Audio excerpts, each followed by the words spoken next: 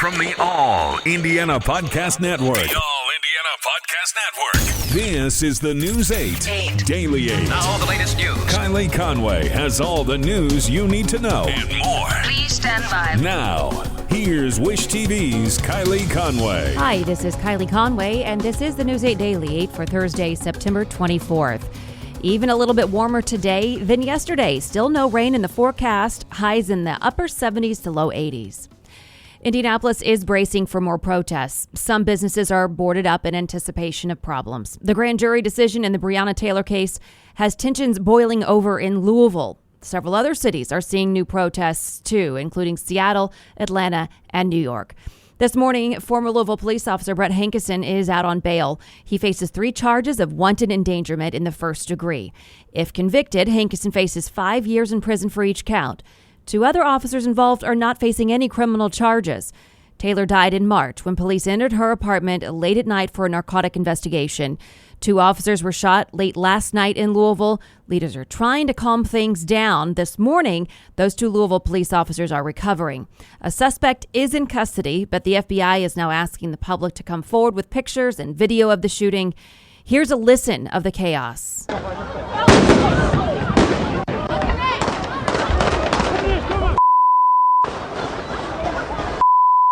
Stay with me.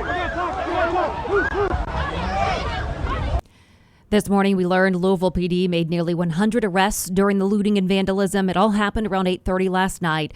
Police have not said if the person arrested for the officer shootings was part of the protests, but they did say that the officers were responding to shots fired in the area with a large crowd during the demonstrations. And that's when more gunshots rang out and the 2 officers were hit. You just heard some of that. Police say both officers will survive. At last check, one was alert and the other was in surgery, but both are stable. President Trump tweeted saying he's praying for the 2 police officers that were shot tonight in Louisville, Kentucky. The federal government stands behind you and is ready to help. Spoke to Governor Andy Beshear, and we are prepared to work together immediately upon request. Presidential candidate Joe Biden also tweeted saying, even amidst the profound grief and anger today's decision generated, violence is never and can never be the answer. Those who engage in it must be held accountable. Jill and I are keeping the officers shot tonight in Louisville in our prayers. We wish them both a swift and full recovery. At this point, police have not released any information about the suspect who is in custody. And protests in Indianapolis promise to return for more demonstrations. A gathering of about 100 people walked city streets last night. The message remains the same. They were peacefully calling for defunding of police, to refund public services and programs, a directly elected citizen council, and to end cash bail. But some businesses are taking precautions to prepare for the worst, like what the city saw back in May. Big Red Liquors has boarded up its windows to prepare for possible riots. Just across the street, new black boards can be seen boarding up the windows at Winter's Circle. But not all downtown business owners are doing that. The owner of Downtown Comics says he doesn't want to see the city boarded up, and the community shouldn't overreact, but instead trust city officials to have a plan in place to protect businesses. News 8 did speak with IMPD Major Harold Turner, who says he doesn't want IMPD's presence to provoke, but instead protect and keep the peace during demonstrations. We've not heard any official plans for more protests this week, but protesters did tell us yesterday they could be back out in the coming days. A fraternity at IU is shut down after health officials say members flaunted COVID-19 rules, then lied about it.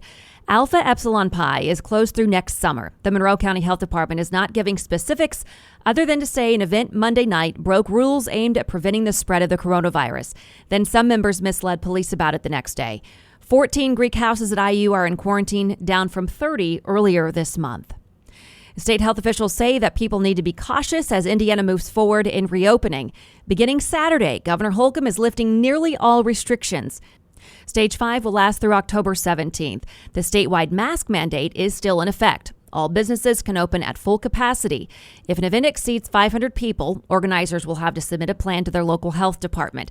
Counties can still put tougher restrictions in place.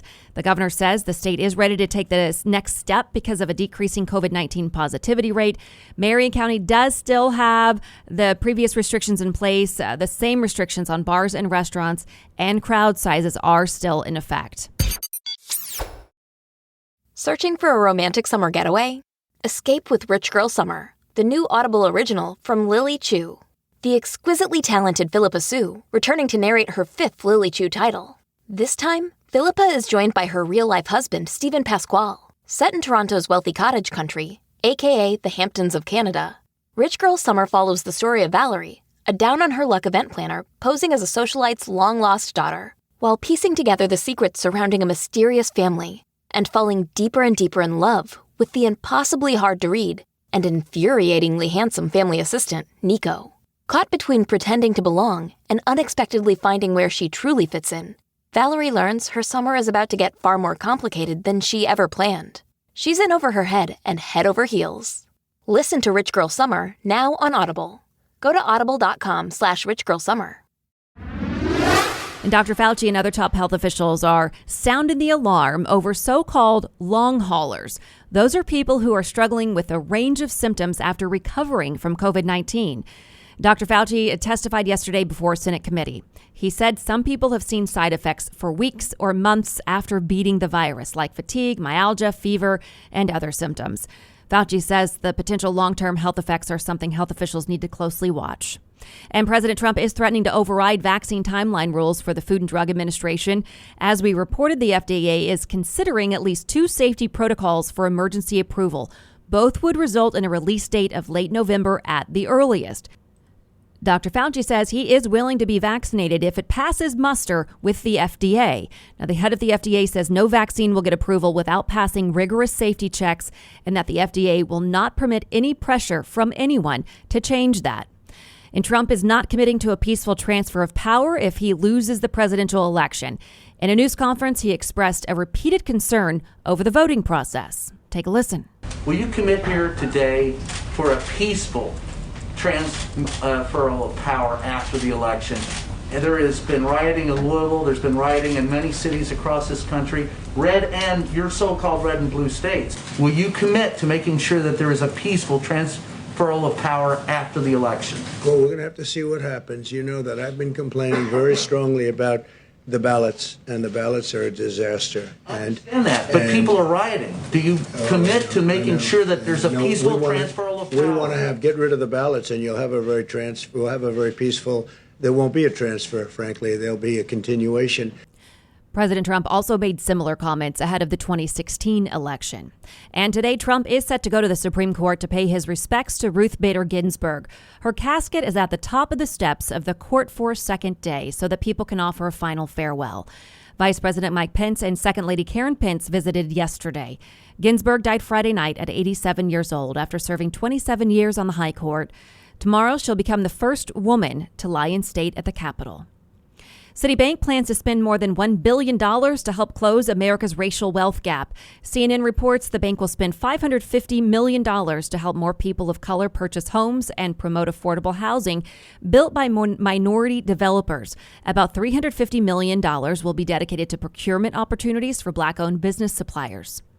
Walmart is bracing for an onslaught of online orders this holiday season and will hire more than 20,000 seasonal associates nationwide. The new hires will assist the company's e-commerce fulfillment centers across the country. Walmart said a variety of positions are available, including order fillers and power equipment operators, all of which will receive a starting hourly rate ranging from $15.75 to $23.75 based on location, position, and schedule. Prices of wholesale tea leaves have jumped 50% since March. The Wall Street Journal reports remote work and other home routines established during the coronavirus pandemic have led more people to reach for cups of tea, which is consumed in larger amounts worldwide than any drink other than water. Disney says highly anticipated superhero film Black Widow starring Scarlett Johansson is being pushed back to May 7th of 2021. The film was set to hit theaters November 6th. Theaters, which reopened over the summer after being closed for months, are in desperate need of hit movies, or really any movies for that matter. Famed cyclist and racial justice advocate Major Taylor will be the face of the next mural in downtown Indianapolis. It's part of the city's bicentennial Indiana Legends mural series. Major Taylor was born and raised in Indianapolis. He became the first African-American world champion professional cyclist in 1899. The mural will be installed next year on the outside of the Barnes and Thornburg building at Meridian and East Washington. Murals honoring several other Indiana legends will be installed over the next few years. Today, you can hop on a Pacers bike share bike for free. The Indianapolis Cultural Trail says you can ride unlimited 60-minute trips. Pacers Bike Share partnered with No Zone. That's an initiative at the Indianapolis Office of Sustainability. Mayor Hogshead is encouraging people to replace at least one car trip with a bike commute to lower the carbon footprint. A voice you may know well is turning an adult beverage into help for hospitality workers. Tony Katz from our radio partners at WIBC is touting Recovery Rye. It's a straight rye whiskey now available across the state. $5 from each sale goes to the Indiana Restaurant and Lodging Association's Hospitality Relief Fund. Katz says he started developing the concept for the drink back in March. The first bottles hit market in late August. This has been your News 8 Daily 8 for Wish TV. I'm Kylie Conway, online at wishtv.com, and follow us on Facebook when you search Wish TV. Check out more podcasts from the All Indiana Podcast Network now at allindianapodcastnetwork.com. allindianapodcastnetwork.com.